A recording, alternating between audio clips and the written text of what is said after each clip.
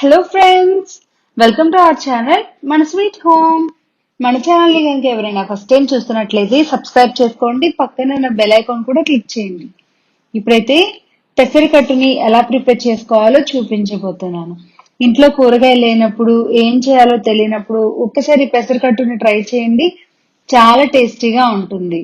ముందుగా ఒక గిన్నెలో 1 కప్పు దాకా పెసరపప్పుని యాడ్ చేసి శుభ్రంగా వాష్ చేసుకోండి. ఒక 2 టైమ్స్ వాష్ చేసుకున్న తర్వాత 2 కప్పుల దాకా వాటర్ ని యాడ్ చేసి అరగంట పాటు నానబెట్టుకోవాలి.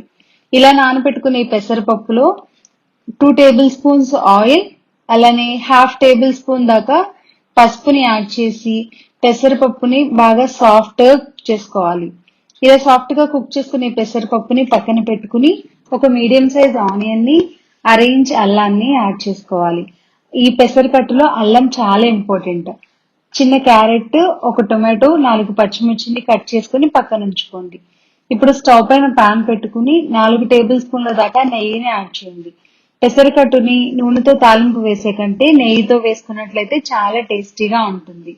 నెయ్యి బాగా హీట్ అయిపోయిన తర్వాత దీనిలో 1/2 టేబుల్ స్పూన్ ఆవాలను వేసి ఆవాలు చిటపటమన్న తర్వాత హాఫ్ టేబుల్ స్పూన్ జీలకర్ర, 1 టేబుల్ స్పూన్ పచ్చిశనగపప్పు, హాఫ్ టేబుల్ స్పూన్ మినపప్పు, 2 రెమ్మల కరివేపాకుని యాడ్ చేసి తాలింపుని బాగా ఫ్రై చేసుకోండి.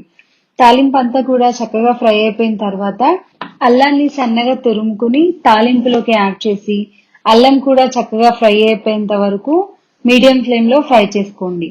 తర్వాత దీనిలోకి కట్ చేసి పక్కన పెట్టుకున్న పచ్చిమిర్చి, క్యారెట్, ఆనియన్ ని యాడ్ చేసి వీటన్నింటినీ కూడా మీడియం ఫ్లేమ్ లో బాగా ఫ్రై చేసుకోవాలి. ఆనియన్స్ లైట్ గోల్డెన్ కలర్ లోకి టర్న్ అయిన తర్వాత టొమాటోని కూడా ఈ తాలింపులోకి యాడ్ చేసి ఒకసారి అంతా కూడా బాగా కలుపుకోవాలి. ఇలా కలుపుకున్న తర్వాత 1 టేబుల్ స్పూన్ సాల్ట్ ని యాడ్ చేసి మరొకసారి బాగా కలుపుకుని మూత పెట్టి 2 మినిట్స్ పాటు లో ఫ్లేమ్ లో కుక్ చేసుకోండి.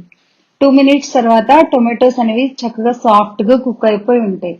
ఇప్పుడు ఇదంతా కూడా ఒకసారి బాగా కలుపుకుని ఉడకబెట్టి పక్కన పెట్టుకున్న పెసరపప్పుని నీళ్లతో సహా తాలింపులోకి యాడ్ చేసుకుని ఒక పెద్ద నిమ్మకాయ సైజ్ నుంచి తీసుకున్నటువంటి 300 ml చింతపండు రసాన్ని కూడా ఈ పప్పులోకి యాడ్ చేసి అంతా కూడా ఒకసారి బాగా కలుపుకుని దీనిలోకి 1 టేబుల్ స్పూన్ దాకా కారాన్ని యాడ్ చేయండి.